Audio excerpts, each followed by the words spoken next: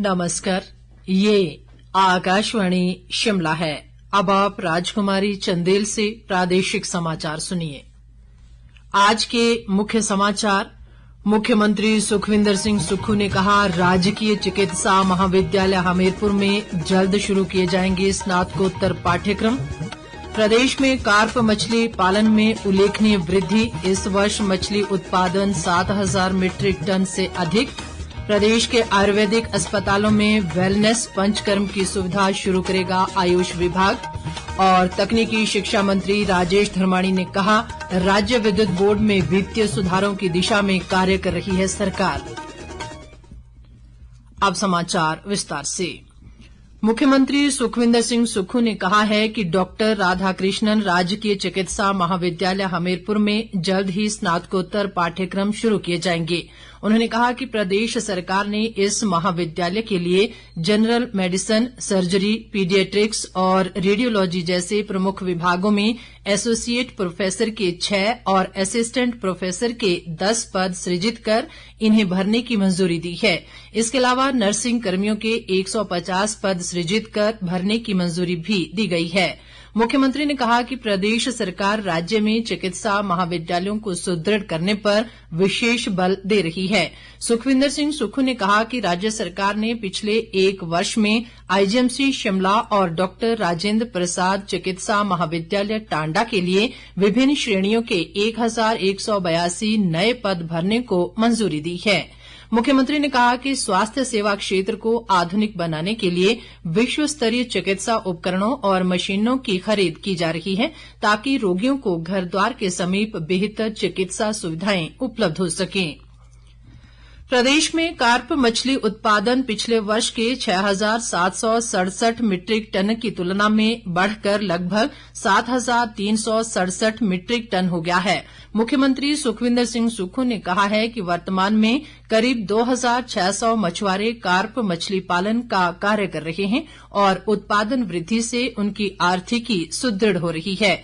मुख्यमंत्री ने कहा कि वर्तमान प्रदेश सरकार मछुआरों को उच्च गुणवत्ता वाली मछली के बीज उपलब्ध करवा रही है और राज्य में 7 सरकारी कार्प मछली फार्म स्थापित किए गए हैं।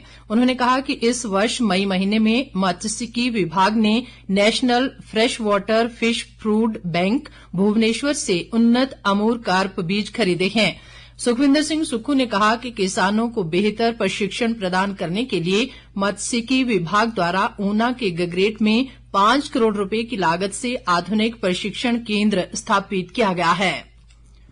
राजस्व व बागवानी मंत्री जगत सिंह नेगी ने आज मंडी जिले के सुंदरनगर विधानसभा क्षेत्र में एचपीएमसी के फल विधायन केंद्र जडोल में 7 करोड़ 51 लाख रुपए की लागत से निर्मित 75,000 लीटर प्रतिवर्ष क्षमता के वाइन यूनिट का उद्घाटन किया। इस अवसर पर उन्होंने कहा कि प्रदेश की जनता के सहयोग से हिमाचल को आत्मनिर्भर बनाया जाएगा।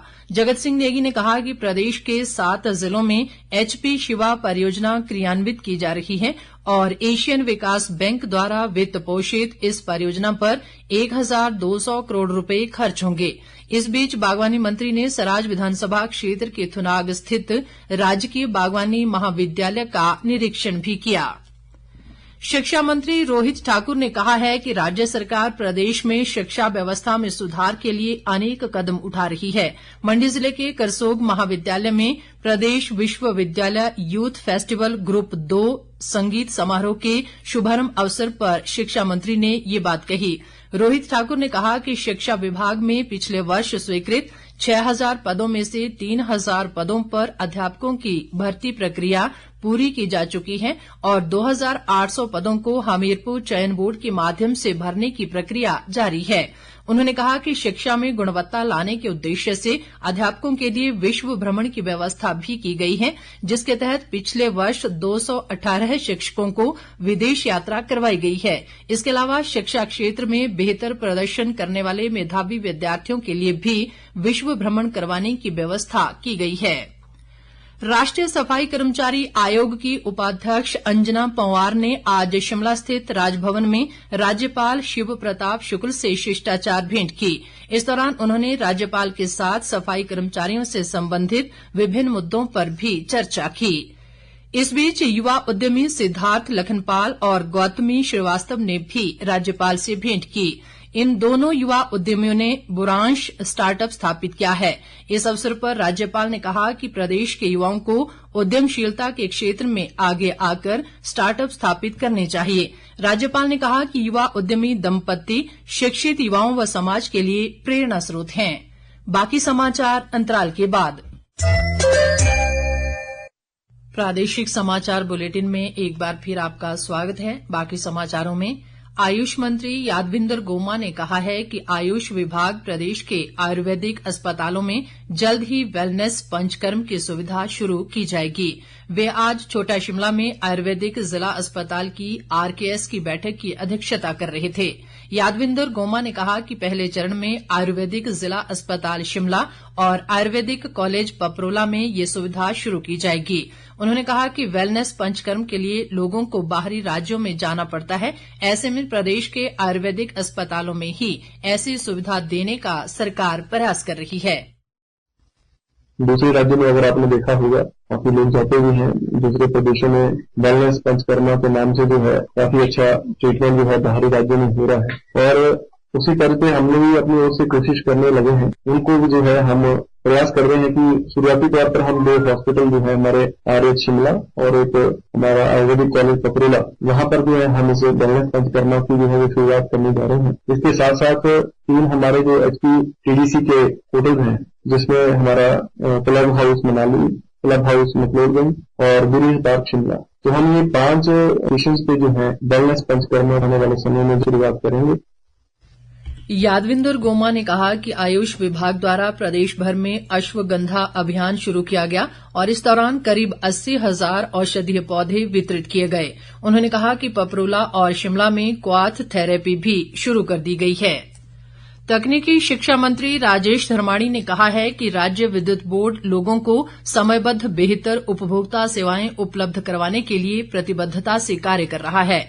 उन्होंने कहा कि विद्युत बोर्ड में वित्तीय सुधारों की दिशा में कार्य किए जा रहे हैं। शिमला में आज प्रदेश बिजली बोर्ड से संबंधित मुद्दों पर गठित कैबिनेट सब कमेटी की अध्यक्षता करते हुए राजेश धर्माणी ने ये बात कही।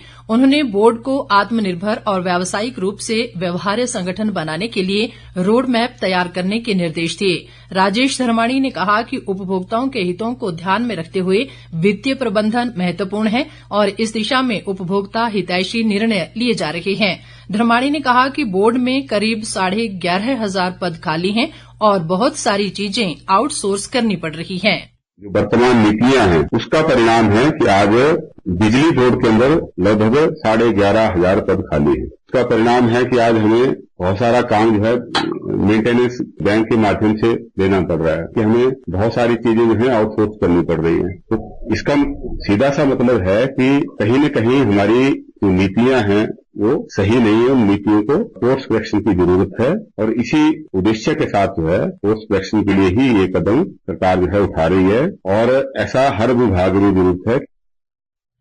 प्रधानमंत्री नरेंद्र मोदी रविवार 27 अक्टूबर को आकाशवाणी पर मन की बात कार्यक्रम में देश विदेश के लोगों के साथ अपने विचार साझा करेंगे। ये मासिक रेडियो कार्यक्रम की 115वीं कड़ी होगी। श्रोता टोल फ्री नंबर 1800-117800 पर कार्यक्रम के लिए अपने सुझाव भेज सकते हैं।